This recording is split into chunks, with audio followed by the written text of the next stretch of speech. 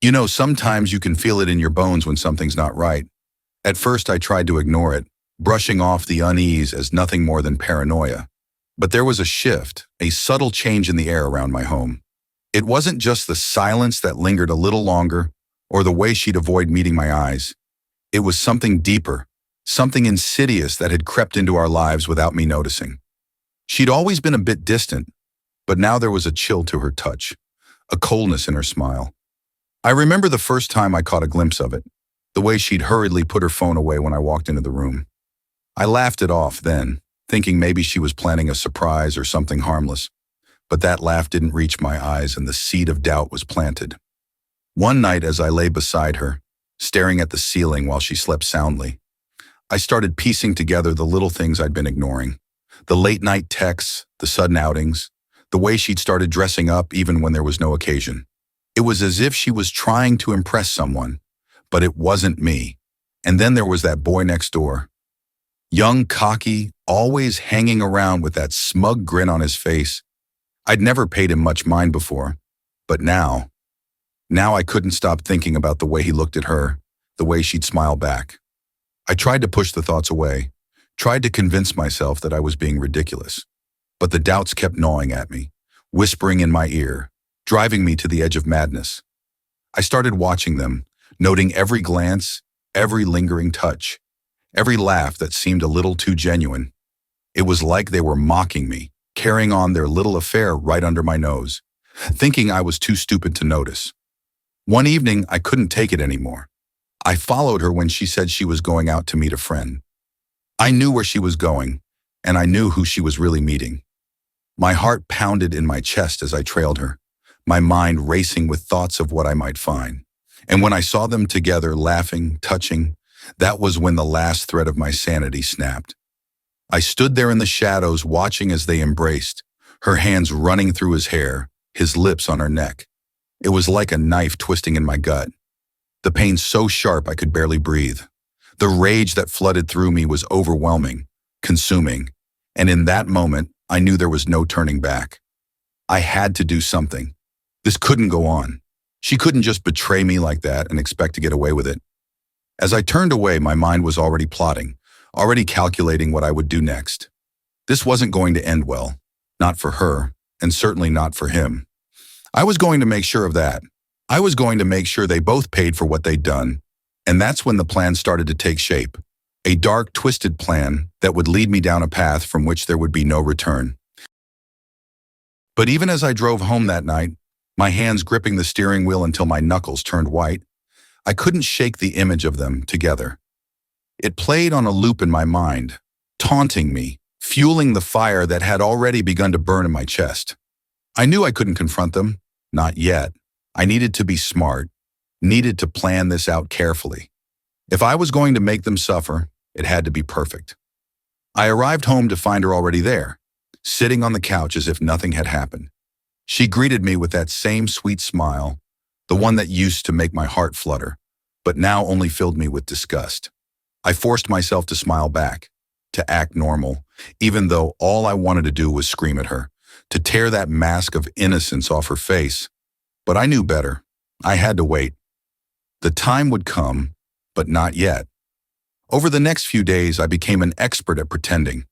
I kissed her good morning, shared meals with her, laughed at her jokes, all while the storm inside me grew stronger, more violent. I started tracking her movements, listening to her calls, going through her messages when she wasn't around. Every piece of evidence I found only confirmed what I already knew, only deepened the wound that was festering in my soul. And with every new discovery, my resolve hardened. There was one particular day that stands out in my memory, the day I knew for certain that I would go through with it. She had left her phone on the kitchen counter, and as I glanced at the screen, I saw a message from him, my neighbor, the boy who had stolen my wife's heart. It was a simple message, nothing more than a time and place to meet, but it was enough to send me over the edge. I felt a cold, hollow feeling in my chest as I read those words, a detachment that was both terrifying and liberating. In that moment, I knew what I had to do, and the fear, the doubt, the hesitation, they all melted away, leaving only a single, burning purpose. I started planning in earnest, every detail carefully considered, every possible outcome analyzed. I knew her routine, knew when she'd be alone, when he'd be vulnerable. It was almost too easy. The hardest part was keeping up the act, pretending that everything was fine, that I hadn't already condemned them in my mind. That night, as she lay sleeping beside me, I couldn't help but watch her, the rise and fall of her chest, the peaceful expression on her face. She looked so innocent, so pure, but I knew the truth. I knew what she was capable of, what she had done to me. And in that moment, as I stared at her, I felt nothing but cold, unrelenting hatred. I reached out, running my fingers through her hair, the same way I'd seen him do. She stirred slightly but didn't wake, and for a brief moment I considered doing it right then, ending it all while she slept. But no, that would be too easy, too merciful. She needed to feel the fear, the betrayal, the pain that I had felt. She needed to know what it was like to have her world ripped apart. I pulled my hand back and rolled over, closing my eyes and forcing myself to sleep. Tomorrow, I told myself, tomorrow would be the day everything changed. Tomorrow I would finally take back control. As I drifted off, I felt a strange sense of calm wash over me, as if the decision had lifted a weight off my shoulders. There was no more doubt, no more confusion. I knew what I had to do, and I was ready to do it. The darkness within me had taken hold, and there was no turning back now. The next morning, the sun rose as if it were any other day, but for me, it marked the beginning of the end. I watched her move about the house, humming softly to herself as she made breakfast. There was a lightness in her step, a contentment that only deepened my resolve. She had no idea what was coming, no idea that her life was about to be shattered. The thought brought a twisted sense of satisfaction. I kept up the facade, going through the motions as if everything were normal. We ate together, talked about mundane things, all while the plan took shape in my mind. I knew where she would be that evening, knew she'd go to meet him again, thinking I was oblivious to her deceit. But this time, I wouldn't be sitting in the shadows, watching. This time, I would be waiting. As the day wore on, I found myself growing more focused, more determined.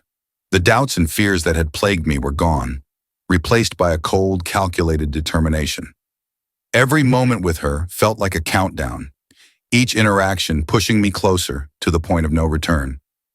I found myself studying her, memorizing every detail of her face, her voice, her movements, knowing that soon it would all be over. She left the house that evening, just as I had expected, giving me the same casual excuse she always did. I watched her go, waiting until she was out of sight before I moved. My heart was pounding, but not with fear. This was something different, something primal. I was no longer the man I used to be. That man had been weak, blind to what was happening around him, but now I saw everything with a clarity that was almost frightening. I grabbed the items I had prepared earlier. Nothing fancy, just the essentials. A knife, sharp and cold, its blade gleaming under the dim light of the kitchen. A pair of gloves to ensure there were no mistakes, no traces left behind. And a small bottle of pills just in case things didn't go as planned. I had thought of everything, every possible scenario, and I was ready. Driving to the spot where I knew they'd meet felt surreal, like I was moving through a dream. The world outside seemed distant, unimportant, as if nothing existed beyond the task at hand. I parked a short distance away and made my way on foot, keeping to the shadows, my pulse steady, my breathing calm.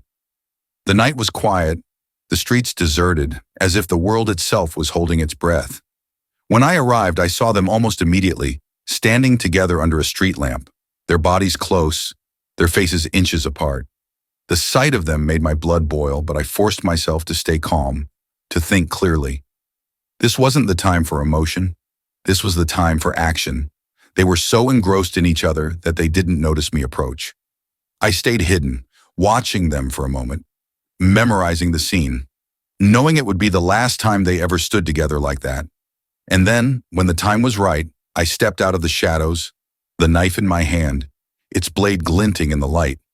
She was the first to see me, her eyes widening in shock, her mouth opening to say something, but no words came out. The boy, my neighbor, turned to see what had startled her, and for a split second, I saw the fear in his eyes, the realization of what was about to happen. He froze, caught between the instinct to run and the hope that maybe, just maybe, he could talk his way out of this. But I wasn't interested in talking. Without a word, I lunged at him, the knife flashing as it cut through the air. He moved just in time, the blade slicing through his shirt, grazing his skin, but not deep enough to do any real damage. He stumbled back, his eyes wide with terror. And that's when I saw it, the fear, the desperation.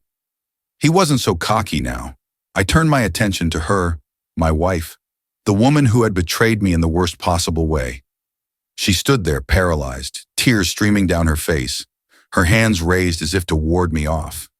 But there was no stopping what was coming. This was the moment I had been waiting for, the moment I would finally make her pay for what she had done.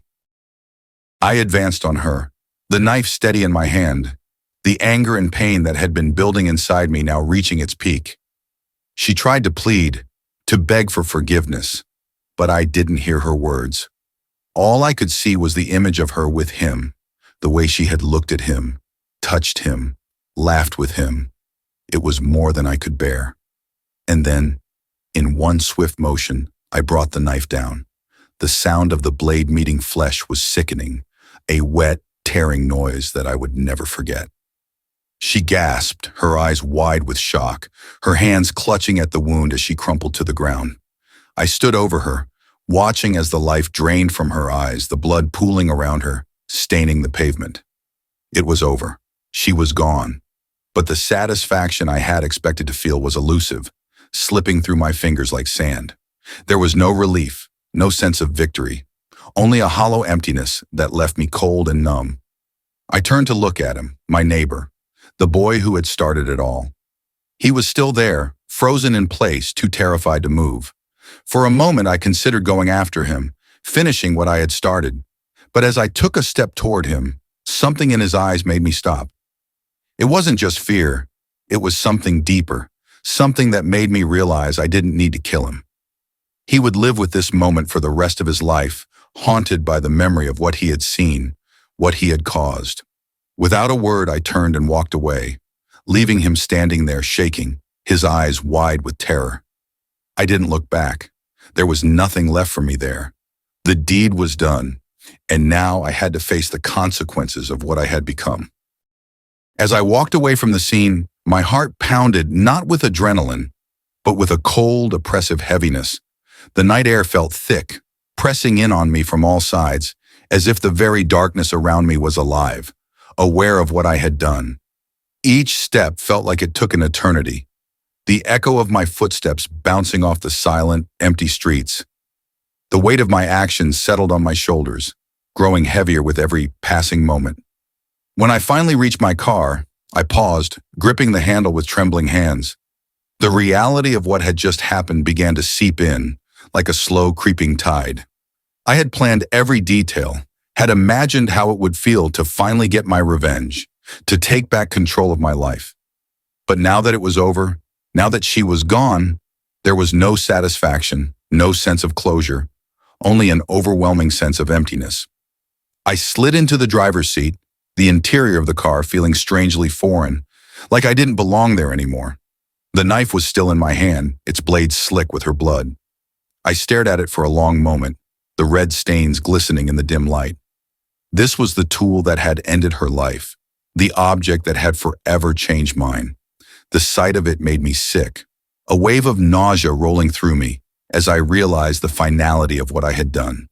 With trembling fingers, I wiped the blade clean on a rag I had brought for that purpose, then tossed it into the glove compartment. The gloves followed, stained and crumpled, evidence of the crime I had just committed. My mind was racing, but my body felt numb, disconnected, as if I were watching someone else go through the motions. I drove home in a daze, the city lights blurring into a hazy glow around me. The streets were empty, the world oblivious to the horror that had just taken place. It was strange how life could continue on as normal, how people could sleep soundly in their beds, unaware of the darkness that lurked just beneath the surface. When I pulled into the driveway, The house loomed before me, silent and still. It was the same house where we had shared so many memories, where we had built a life together. But now it felt like a tomb, cold and empty, filled with ghosts of the past. I hesitated, my hand resting on the door handle, unsure if I could bring myself to go inside. But there was no other choice. I had to face it, had to face what I had done. The night wasn't over yet. There were still things that needed to be taken care of, evidence that needed to be destroyed. I couldn't afford to fall apart now. There would be time for that later, after everything was done. Stepping into the house, I was greeted by an oppressive silence. The walls seemed to close in on me, the air thick with the weight of my guilt. I moved through the rooms like a ghost, barely aware of my surroundings as I set to work. The clothes I had worn went into a garbage bag, along with the rag and gloves. I wiped down everything I had touched, making sure to leave no trace behind. It was a mechanical process, one that I had rehearsed in my mind 100 times, but now felt surreal, like I was moving through a nightmare. When everything was done, I stood in the middle of the living room, staring at the empty space where she should have been. This was our home, the place where we had built our life together, but now it felt like a stranger's house, cold and unfamiliar. The memories we had shared here, the love we had once felt, seemed distant, almost unreal, as if they had belonged to someone else. I sank onto the couch, burying my face in my hands as the reality of what I had done came crashing down on me. She was gone. I had killed her, taken her life in a moment of blind rage. And now there was no going back. The guilt, the regret, it was all consuming, a black hole that threatened to swallow me whole. My mind raced, replaying the events of the night over and over again, each time more horrific than the last. I could still see her face, the shock and pain in her eyes as the knife plunged into her flesh. I could still hear the sound of her gasping for breath, the wet, gurgling noise that signaled the end of her life. It was unbearable, the weight of it pressing down on me until I could barely breathe. But it wasn't just her death that haunted me. It was everything that had led up to it, the betrayal, the lies, the affair with the boy next door. It all felt so senseless now, so insignificant in the face of what I had done. What had driven me to this point? What had pushed me over the edge, turning me into a monster?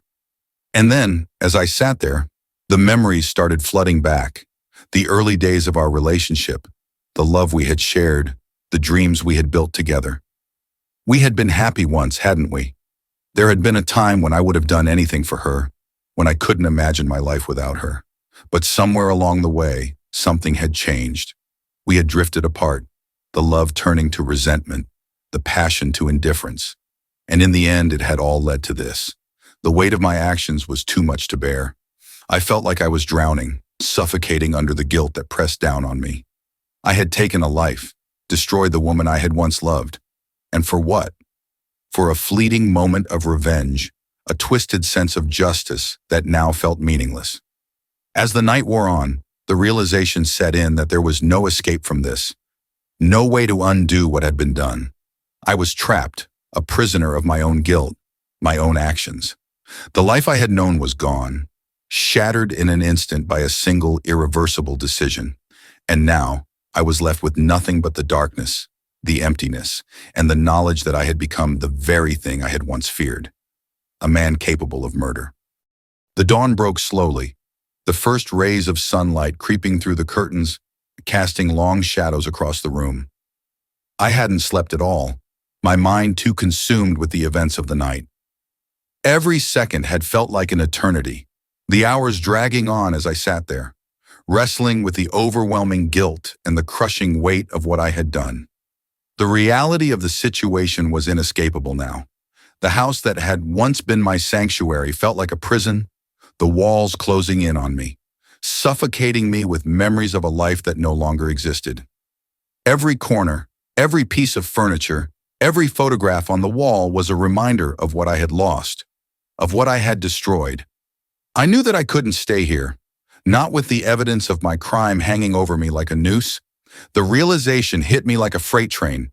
There was no running from this, no escaping the consequences of my actions. Sooner or later, the truth would come out.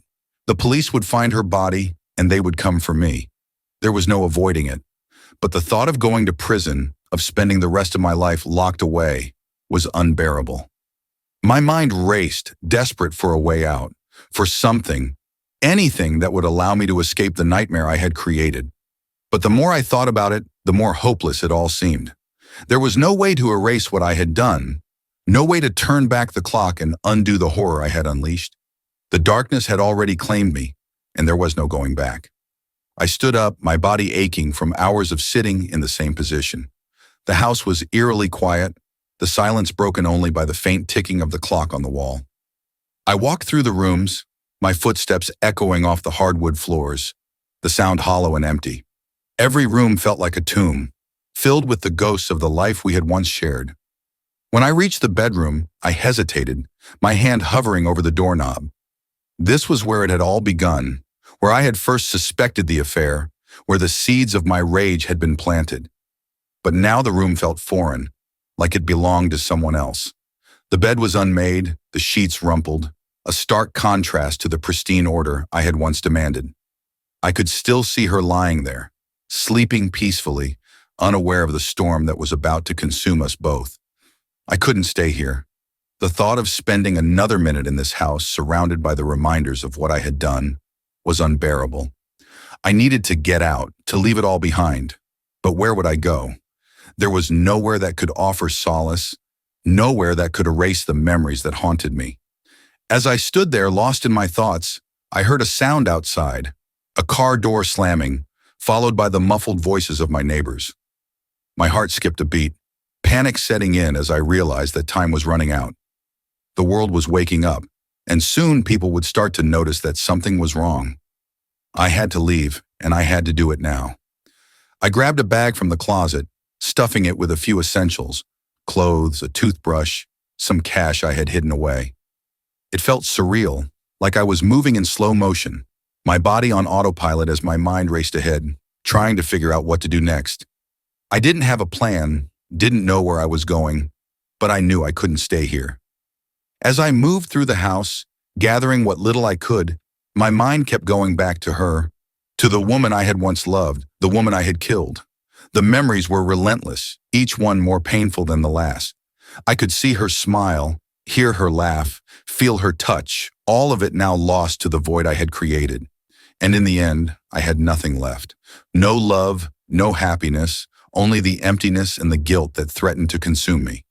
With my bag packed, I made my way to the front door, my heart pounding in my chest.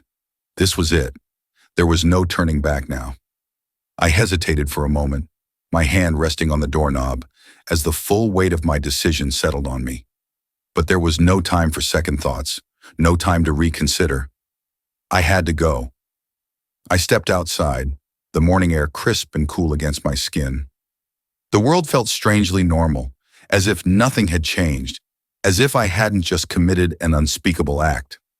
The birds were singing, the sun was shining, and the neighbors were going about their lives, blissfully unaware of the darkness that had descended on my home. I walked to my car, my movement slow and deliberate, every step feeling like it carried the weight of a lifetime. As I reached for the door handle, I heard a voice, familiar, but not one I had expected to hear so soon.